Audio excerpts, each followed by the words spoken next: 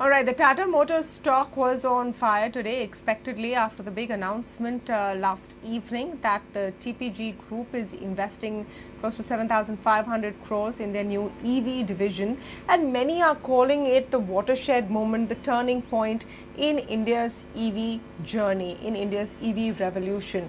Tatas, of course, are the leaders as far as electric vehicles in the passenger four-wheeler segment are concerned. But are we really there? Have things moved enough to say that we can now confidently increase the number of electric vehicles sold in India? Is the underlying infrastructure in place? Are the price points correct? What brings to mind these questions is also the reluctance displayed by the market leader. Maruti management, in no uncertain terms, in the last shareholders meet, said they will wait and watch because the numbers have to match. So where do we stand as far as EVs are concerned? Vinkesh Gulati, President FADA, joining us on the show to talk about this. Arun Vinayak, co-founder Exponent Energy, on the show with us, as is Kranti, Sambhav, editor-in-lead, Auto Times Drive. Welcome to all of you and thank you for speaking with us. Vinkesh, let me start by getting your view and getting a realistic picture. Right now, are electric vehicles selling? Is there a big demand for them? Is high. But if I put together all electric vehicles put in three-wheelers, two-wheelers and passenger cars, September we had done some 2.5% plus, which used to be around a lower 1% always. And no doubt this is more towards the three-wheeler, two-wheeler, because in passenger vehicle we have only one manufacturer who is practically providing options of electric vehicle on the counter, which is Tata. Except Tata, all the other manufacturers have minuscule numbers. If I talk about Hyundai has a Kona which is not available, MG has some, but still the numbers are short. So I feel the customers are ready, no doubt, not in bulk. But if the products are there on the counter by all the manufacturers, the leader or the other top five, I feel the EV numbers can go up. And no doubt there are a lot of anxiety on range or charging station, but the customers are looking towards electric vehicle as an option today.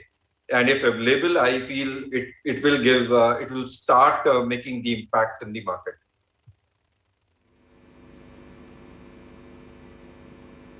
And the question is, will it be available and when is it available? This is again a demand-supply mismatch situation. Arun Vinayak, you work to make the infrastructure part of it easier with quick charging batteries. I know you're focused more on the commercial space, but what are the teething troubles that we're at? We're trying to get a holistic sense of where India is in its electric vehicle journey.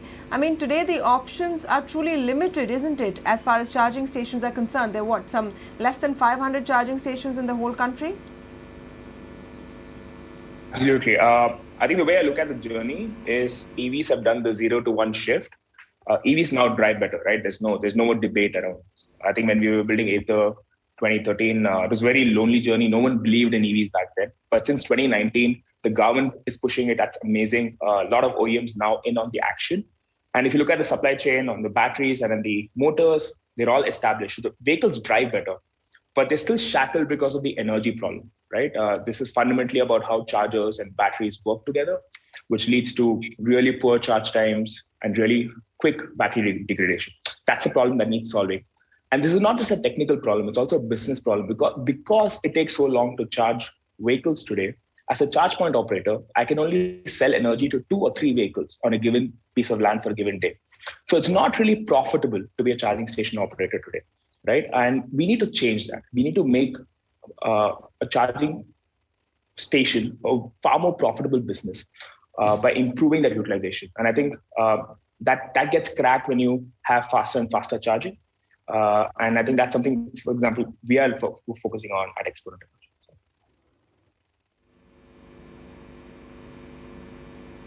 Yeah.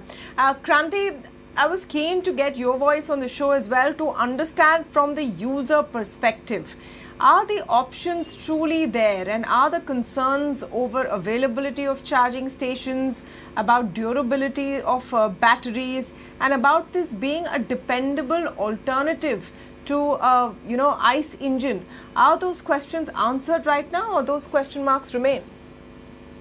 Thank you, Tamanna. Point is that this is if you talk about the present scenario, it is that question is still there. But now we also see the infrastructure and ecosystem improving. And now we have very concrete sense of future in the sense so many companies are providing, charging stations and government is talking about it. So many state governments have started, rolling out their EV plans, which is also giving subsidies for personal vehicles, unlike FAME regulation, which is talking about the commercial vehicles mostly.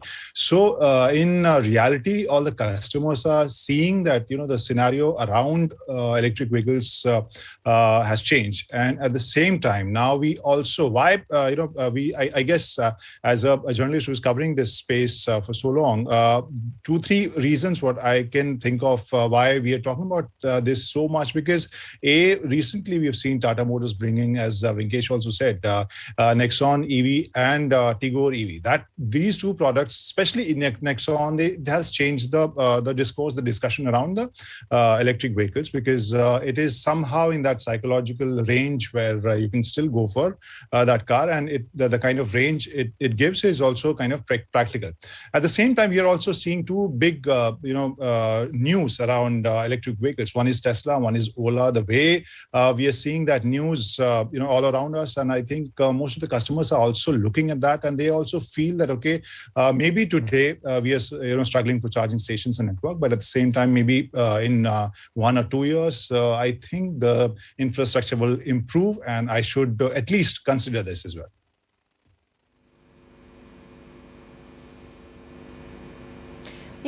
Another thing that customers are looking at is the 110 rupees per litre and 100 rupees a litre on their petrol and diesel bills, and thinking that maybe we'll pay that little premium for an electric vehicle.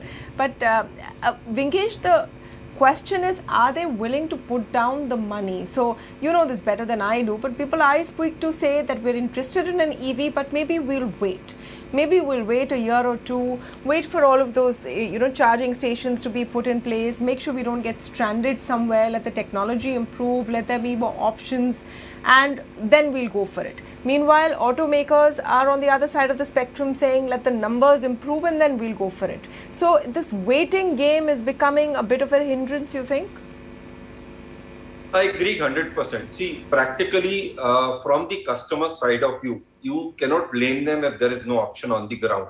So even today, Maruti is doing some 25% plus CNG vehicles. So is the CNG charging CNG stations everywhere? No. There is also a limitation to CNG station, but still Maruti is able to do that. So I agree, there is an issue, like I told you, the range anxiety is an issue, a big issue. Charging station availability is an issue.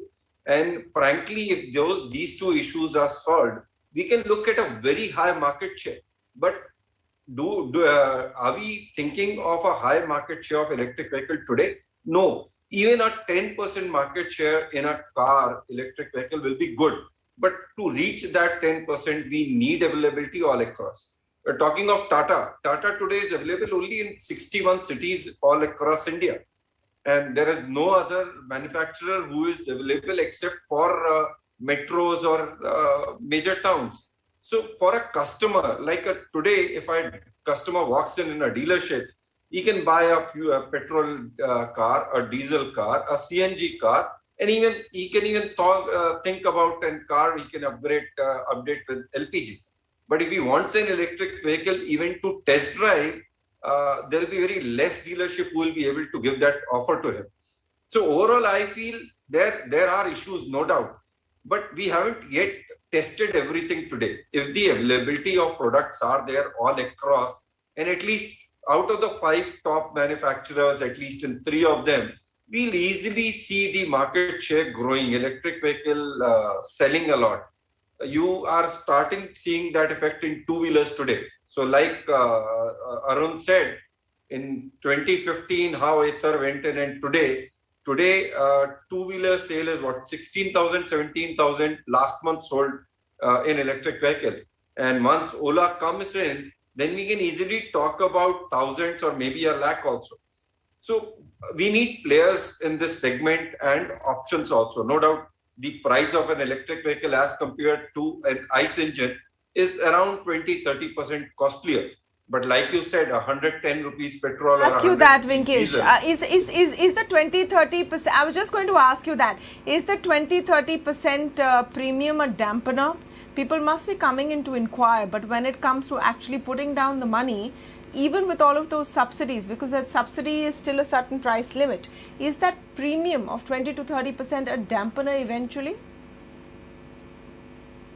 Dampener, but not for all customers. Some customers still seeing the fuel price and the environment friendly vehicle, they tend to shift if the vehicle is available. And that is what we are seeing in Tata Nexon and that product. There is a waiting of 2 months there for even Tata electric vehicles. So if the availability is there, I feel we can have electric vehicle more faster than what we have thought.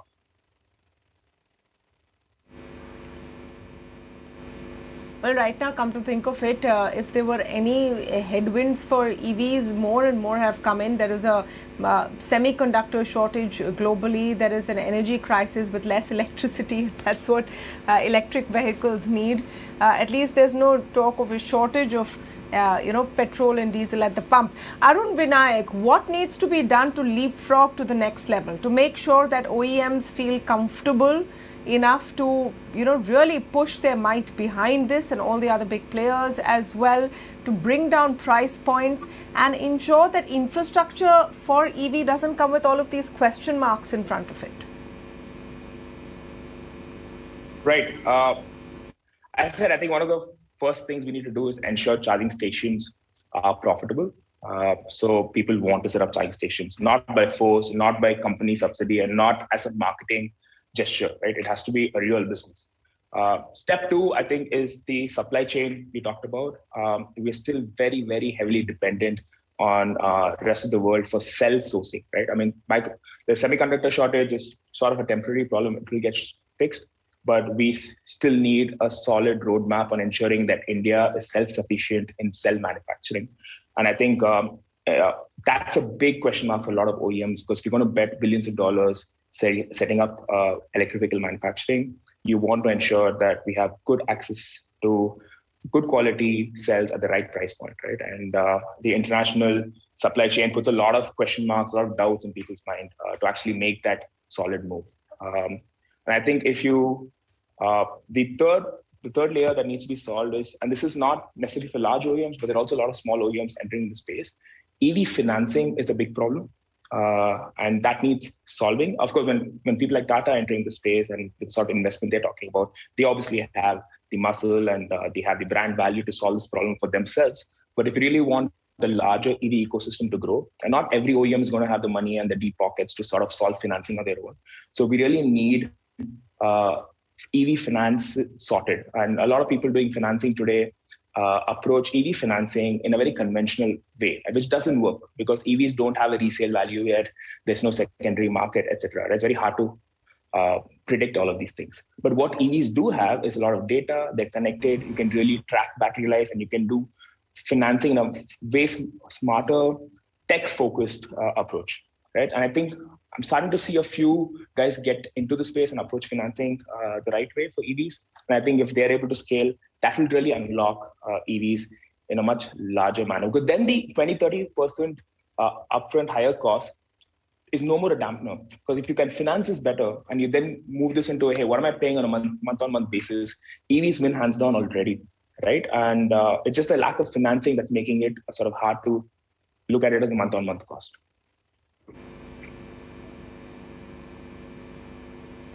Yeah, in India, when we hit that purple patch, the numbers will probably jump up exponentially. The question is when. So Kranti, I'm sure you get this query a lot from friends and family. Should I go in for an EV? What do you honestly tell them? Tell them about two practical things.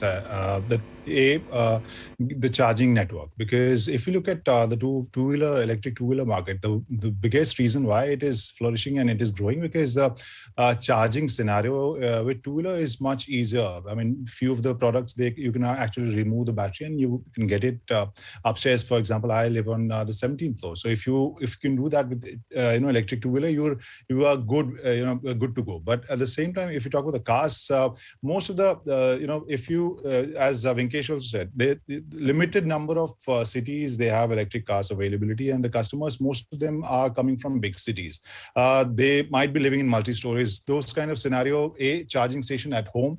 I generally tell them that first you have to ensure that you can charge it easily, whether it's office or home. And second thing is technology. I mean, no matter. I mean, right now we are in that mindset where we go to a fuel pump and in 5 minutes, 10 minutes, maybe 20 minutes you fill your car. But for electric vehicle, that time is really long. So these two things, these two things are the first first in the list which I tell them. Where one is make sure that you have proper charging or network which is nearby, and at the same time you can spend that much of time while charging. So these two are I guess the most crucial part, because otherwise rest of the stuff are as Arun and Vinkesh both said, now customers have started calculating, and that 20%, 30% extra price which you pay while buying it, they are ready to pay because they think that they can recover that money in 2 to 3 years.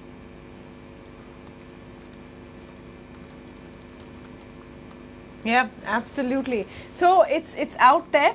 The demand is there. OEMs need to come up with it, and these subsidies that state and center are announcing have to be deeper and more solid for people really to pay that 20 to 30% premium. Yes, everyone cares about the environment, but you have to make it worth their while as well. Thank you so much to all of you for joining us on the first big story on India Development Debate.